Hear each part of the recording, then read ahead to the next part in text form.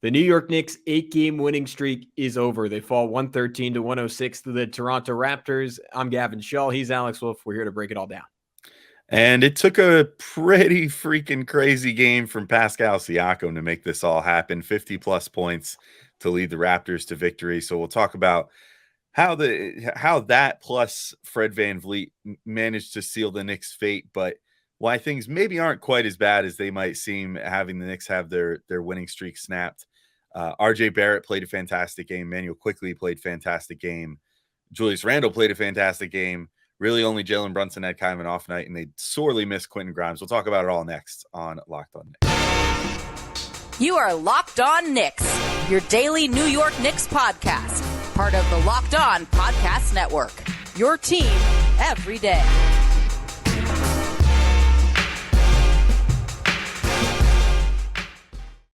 You are Locked On Knicks, your daily New York Knicks podcast. I want to thank you for making Locked On Knicks your first listen today and every day. If you didn't know, now you know. We are now available on all platforms, and that includes on YouTube. So subscribe, comment, roast our appearances. We have thick skin. We can take it, but who's talking to you? I'm Gavin Schall. Here, I'm going to steal from you again, Alex. Your favorite play-by-play broadcaster's favorite play-by-play broadcaster. He's Alex Wolfe, editor-in-chief of the Strickland, the greatest Knicks website in the whole wide world.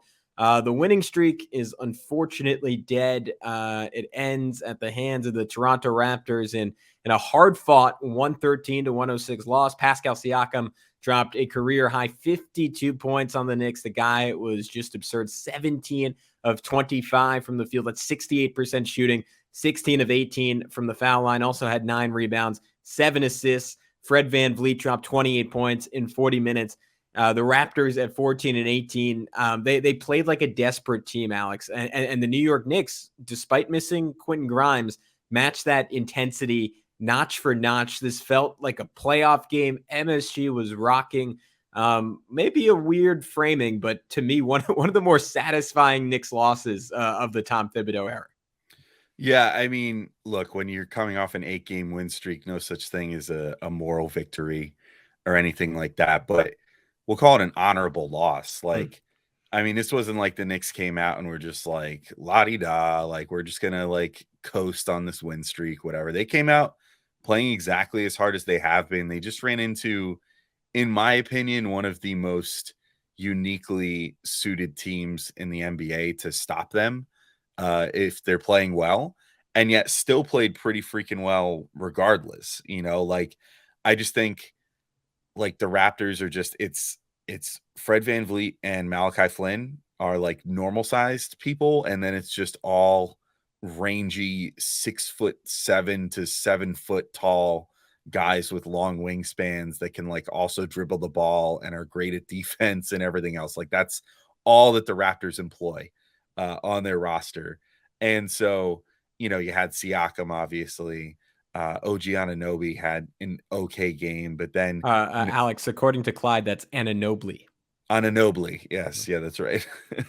I better hope the Knicks never trade for him, or else he's gonna have a good time. Yeah.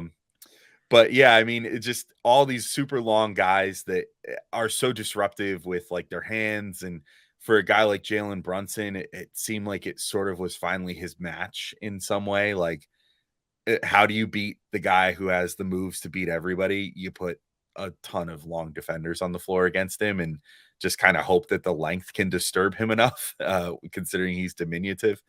But I, to his credit, I thought that like RJ Barrett, which we'll talk about him more in a little bit, I thought that he did a great job adjusting to those sort of players. Like we used to talk about back when Ben Simmons was good, that like Ben Simmons was like RJ's kryptonite, in the sense that he was just kind of like a bigger, stronger, faster version of him that could, stop whatever he wanted to do on offense, and that he couldn't contain on defense. Like, the Raptors in many ways have been that same mold of player against RJ, and yet he still had a great game.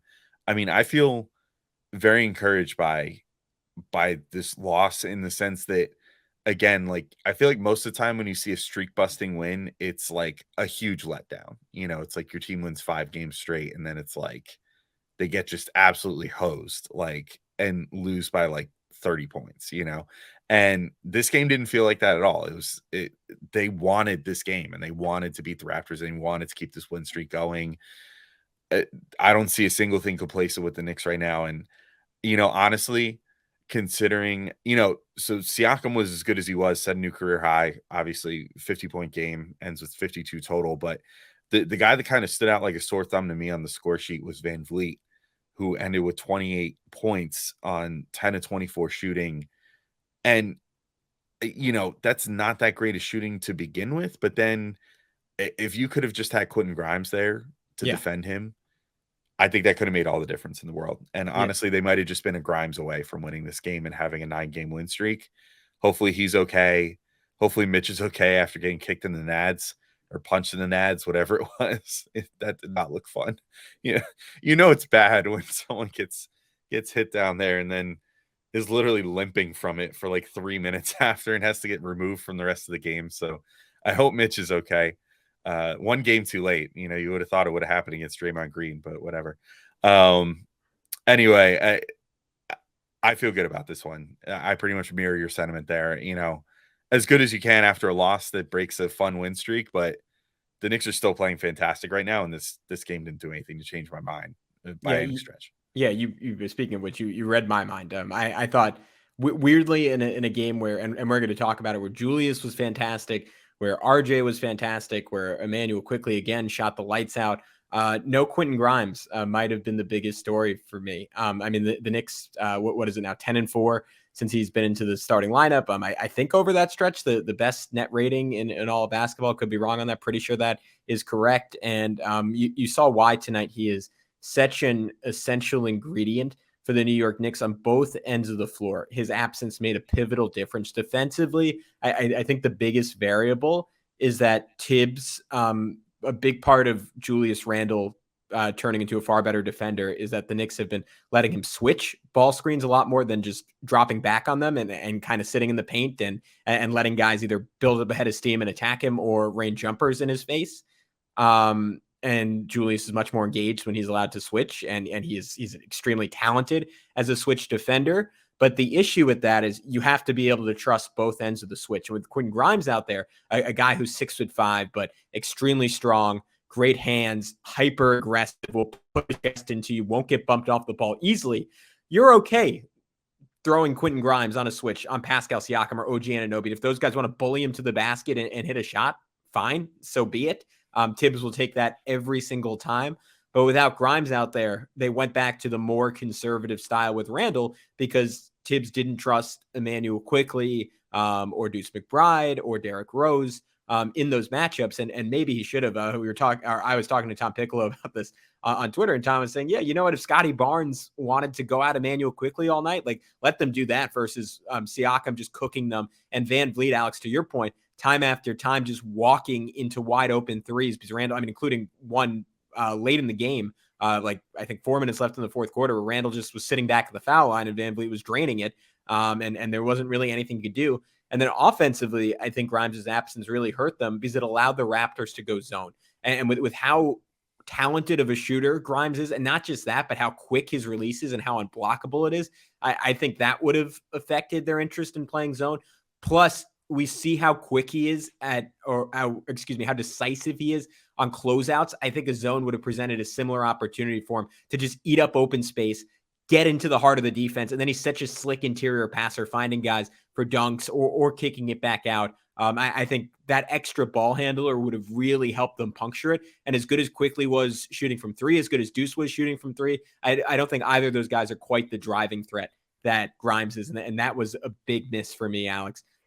In this ball game. When we come back, I want to touch on RJ Barrett tonight because I thought playing against his hometown team, this was one of the best games of his career. But first, did you know that driving high is considered driving under the influence? That's right. Driving under the influence of marijuana is against the law in every state, even in states where marijuana is legal. That means driving high could get you a DUI. And if you think law enforcement officers can't tell when you're driving high, you're wrong. Your friends can tell, your coworkers can tell, even your parents can tell, everyone can tell. So what makes you think that law enforcement officers don't know when you're driving high? Driving under the influence of marijuana can slow your response time and change how you perceive time and speed. So even if you think you're fine to drive when you're high, you're not. Because the bottom line is if you feel different, you drive different, and driving high is driving under the influence. So remember, drive high, get a DUI, paid for by NHTSA. And we want to thank you for making Locked On Knicks your first listen today. For your second listen, make sure to check out Locked On Sports Today, the biggest stories around the sports world in 20 minutes or less, plus instant reactions, game recaps, and Locked On's take of the day. Locked On Sports Today available on YouTube and wherever you get your podcasts. If you missed it, our own Alex Wolfe was on yesterday with Peter Bukowski, so go check that out to talk about fonder times when the Knicks still had the longest winning streak in the NBA. But Alex, that winning streak ending was certainly not due to RJ Barrett. 46 minutes, 11 and 19 from the field, 4 for 6 from 3, 30 points, 5 assists, 5 rebounds. Certainly in the mix for his best game of the year. Yeah, I loved the game that he had. I mean, he just really seemed to take charge, and I alluded to it in the first segment, but what really impressed me was his ability to adjust. Like how many times have we seen RJ do sort of like the definition of insanity, right? Like just doing the same thing over and over and over again to the same negative result, which would be certain games just driving into the teeth of the defense, going up for layups against a bunch of like long defenders and just getting stuffed like unmercilessly, like over and over and over again. And we didn't see much of that in this game. I did get worried. He had one of those in, I think, the first quarter and got stuffed pretty bad. And I was like, oh, crap. Like, it's going to be one of those nights where RJ's going to be like, no, I can finish this. Like, and it's going to keep driving in. But to his credit, he did the smart thing. He said, okay, fine. If they're going to kind of stack the paint against me, which clearly the Raptors for large parts of this game stacked the paint against the Knicks to attempt to stop them from getting all the way to the hoop. RJ just said, okay, never mind. I'm shooting the ball pretty well right now, so let me shoot some threes. And then he made, a number of threes, finishes up 4 of 6 for the game, I believe. Yes. And then from there, everything started to kind of open up for him more, culminating with him eventually making a fantastic cut to the hoop and hitting a dunk to make it 102-101. Yeah. With about a minute and a half left, if memory serves me, and absolutely tearing the Garden down. That was like that's probably the loudest. I'm probably forgetting something, but to my memory, that's probably the loudest the Garden has been since his dunk against the Hawks in the playoffs. Yeah, maybe the game winner hit against the Celtics last year. That's true. Maybe that's a contender. Yeah, but I mean, but buzzer beater aside, I think you're right. Really loud though. I mean, I guess it brings me back to that dunk against the Hawks because it was so similar, the play, but just absolutely electric stuff. I mean, I loved his decisiveness the whole game. I liked that he wasn't forcing things, even though he had every opportunity to. And I'm right there with you. I think it was one of his best games of the season, if not the best. I don't recall what his season high is so far this year. I think he might have scored more than this at one point, but I found this to be his most aesthetically pleasing game of the season, especially considering, again, this is one of those teams that is like just full of RJ Barrett killers. And yet, in the grand scheme of things, other than Pascal Siakam, who obviously had the game of his life and is clearly having like the week of his life right now. RJ, I think, other than maybe Randle, maybe honorable mention to Julius Randle, I think RJ probably looked like the best player on the court other than Siakam tonight, which is really saying something. Yeah, he was incredible. 3 for 3 from 3 in the first half, and you got to remember the Knicks were down by as many as 14 in the first half of this game, and they needed every single one of those shots.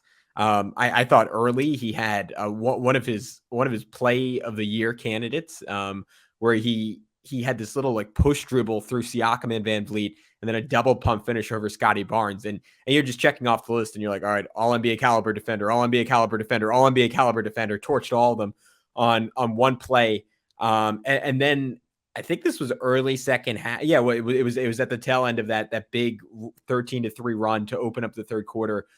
He drew 4 in semi-transition. I posted a screenshot on Twitter at Locked On Knicks if people want to go see it. Had 4 defenders around him. Earlier in the year, it wouldn't have mattered if it was 7 guys on the court, Alex. He would have taken that shot at the basket, but instead just made the really simple play, kicked it out to Emmanuel Quickly. And look, you could say it about this whole recent stretch for RJ Barrett, but this game was as if he took everything he was doing wrong early in the season and said, all right, I'm going to correct that.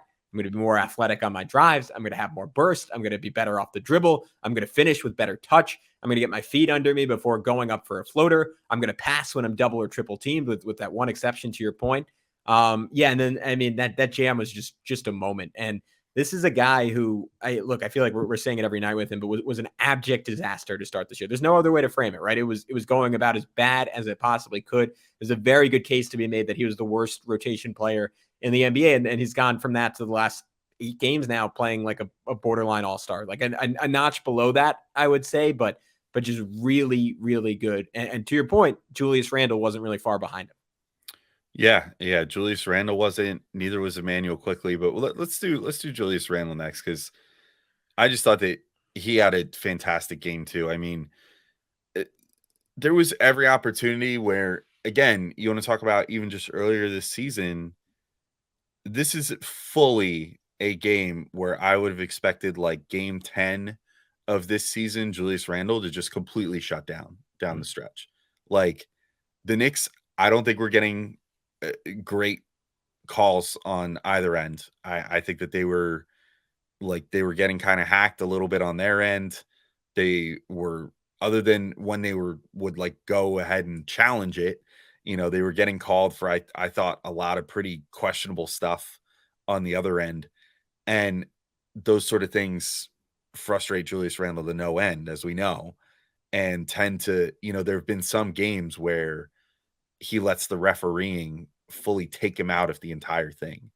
And we didn't see that in this game. If anything, he just like went like Hulk mode down the end and just like got angry and channeled it and just turned into an absolute monster. Like, he was making cuts and getting all the way to the hoop with so much, to use a Clyde word, with so much gusto, getting all the way in there, deep into the teeth of the D, and then just like creating his little bit of space that he needed and putting the ball right on the square and putting it in every single time.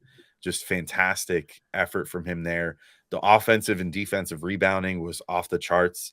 I don't know what the split was on that off the top of my head. It was, okay, only 2 offensive boards. It felt like more than that, though. But the defensive boards, he was really going crazy on and had 11 of those for 13 total rebounds. Just a really great performance for him. And also, a really great game for him, I think, understanding what was working for him in this game.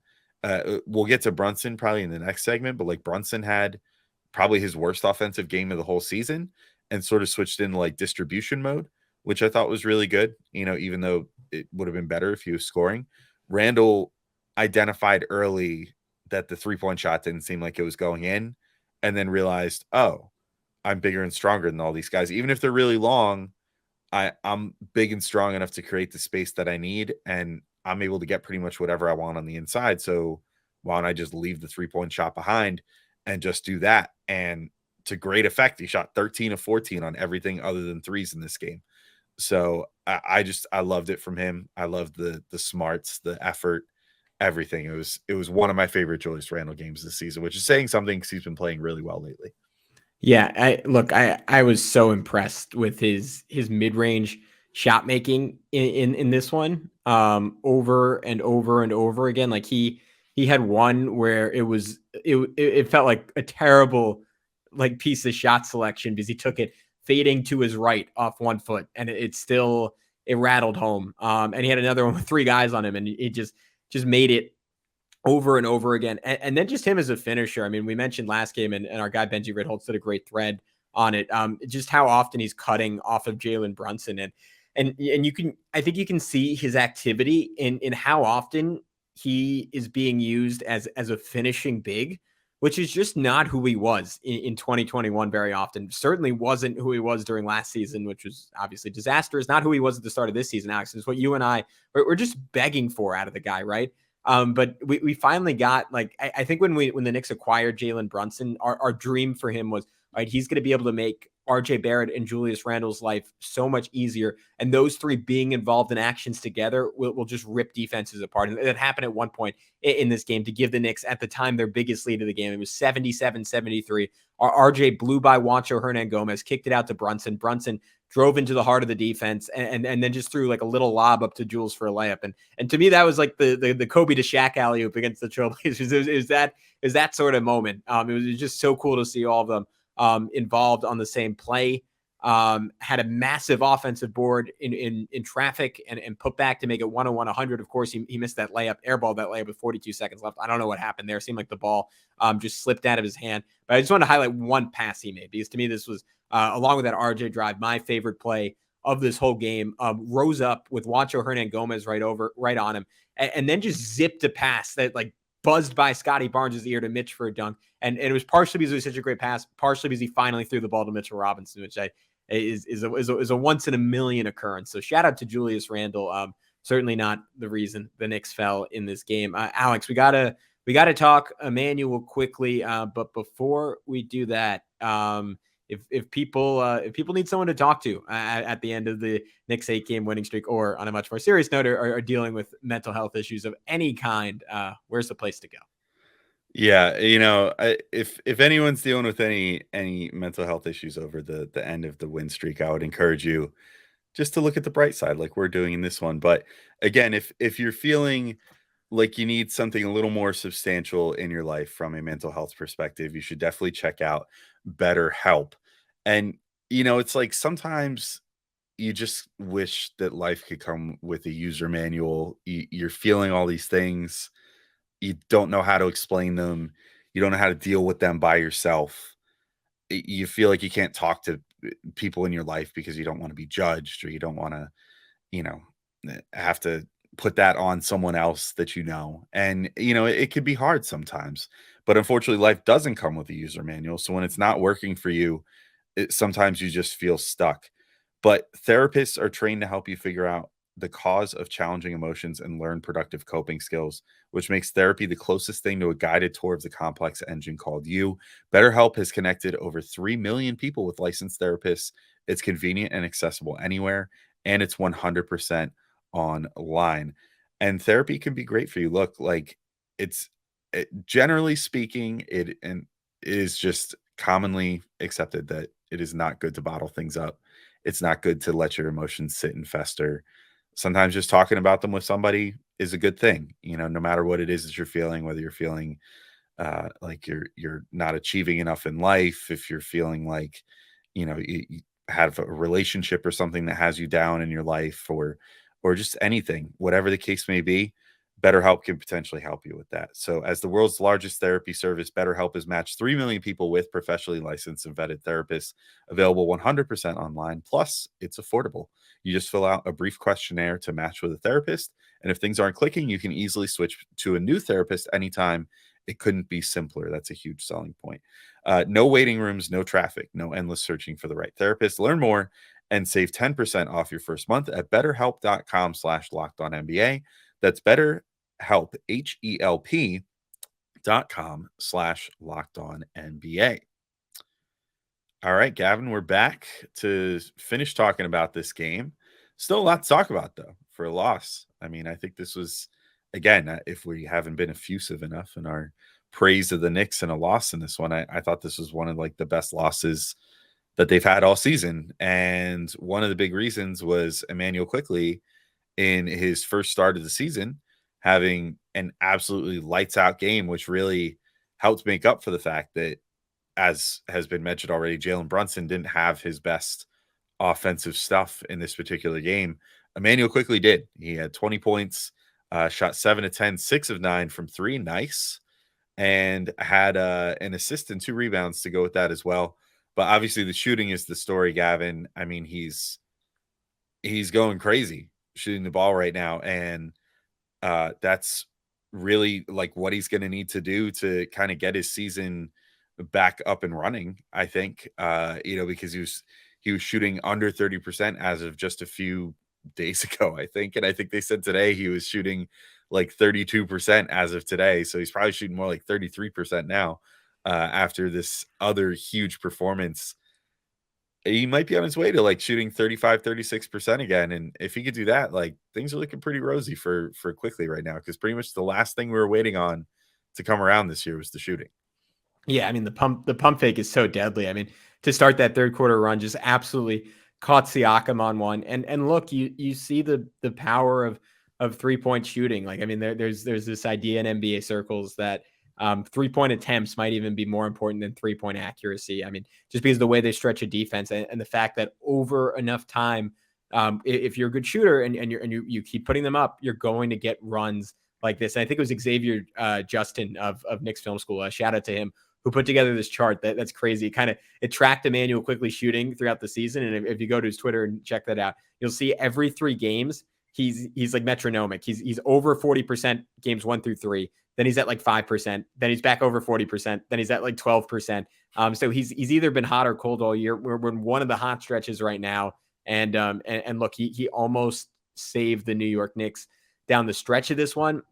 I want to continue to see him improve attacking the basket and being more confident with that.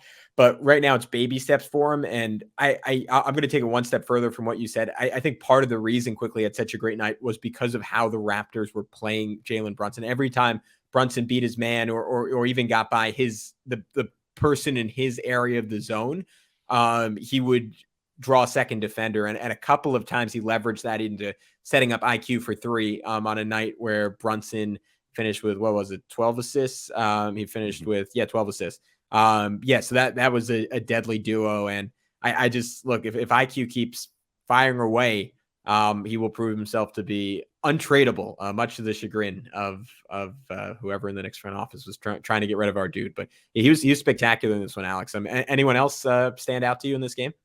Yeah, I wanted to give a shout out to pre-kicked in the nards Mitchell Robinson.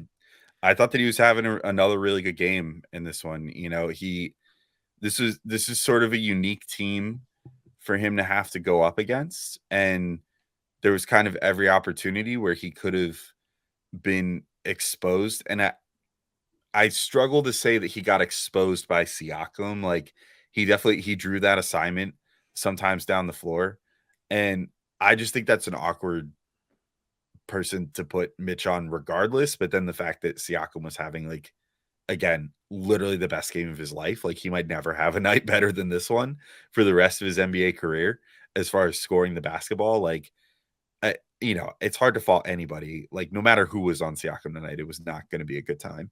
But other than that, I thought that he did really good. You know, and this is a tough team to defend. Again, they started Juancho Hernan Gomez at center, to start the game, and largely went with, just their like long boy lineup of, just having 3 rangy guys out there. I think down the stretch it was Siakam, Scotty Barnes, and Anunoby, along with Malachi Flynn and Van Vliet.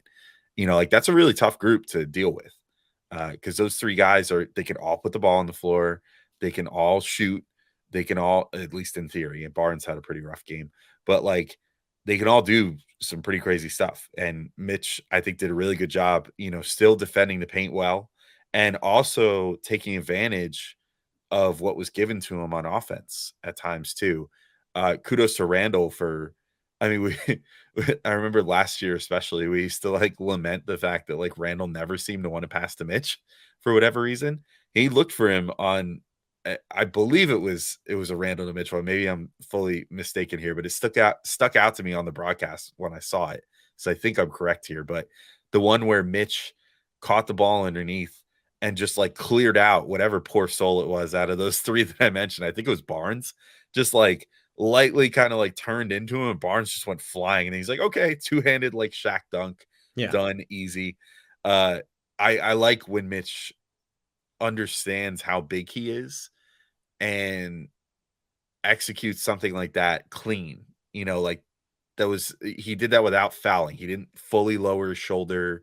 He didn't like, really like exaggeratedly clear space, which I think he's done in the past and gotten nailed for before. He just kind of like was like, okay, I just need to get enough of my body into this guy, and he's going to go flying because I've got like 30 pounds on him and I'm way, way stronger. And he did that and then got an easy dunk. Good stuff for Mitch. I I enjoyed his game. Again, I desperately hope his quote unquote groin is okay after this game, because it was a really good one for him, and just continued his great stretch play. Yeah, I mean, and right after that dunk, right, he came back down and just swatted Anunoby into the Yes. fourth row, and I love to see that for Mitch. I mean, a guy who's very funny off the court and on the court can occasionally get fired up, but you rarely see him like. I mean, somewhat to his credit, because look, we have enough like kind of like attitude towards the refs with Julius Randle in the front court, but Mitch is very composed out there. And I like to see him. I think this is what you're getting at. Assert your will. And tonight in particular, with the Garden rocking, like have a sense of the moment. Like Emmanuel Quickly has that, like no one else on this team, right? When he starts getting hot from three and really gets rolling. And I think Mitch, with how strong he is and how much of a, like, I can't even say the word, but BA that he is at this point. I don't know if people get that. I've never used that 2-word acronym before. Anyways, he should be killing people out there. And to your point, he was getting that done on both ends of the floor. Maybe a different finish for the New York Knicks if he plays down the stretch. Alex, was my final point to conclude this one was just the struggles that Jericho Sims and Isaiah Hartenstein had in this ball game. Isaiah Hartenstein -16, Jericho Sims -11. If you want to look at it another way, Julius Randle was +7, which means in the 8 minutes that he wasn't on the court, the New York Knicks were -14. So those two just didn't have a chance. Jericho Sims in particular was just getting eaten up by Pascal Siakam. Hartenstein looked outmatched from a physicality perspective on both ends of the floor.